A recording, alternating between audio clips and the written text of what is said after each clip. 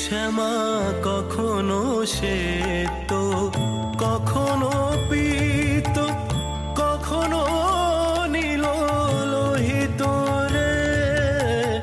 কখনো শ্বেত, কখনো পীত, কখনো নীল লোহিত রে।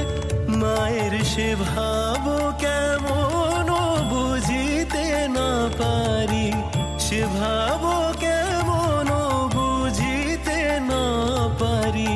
ভাবিতে জনম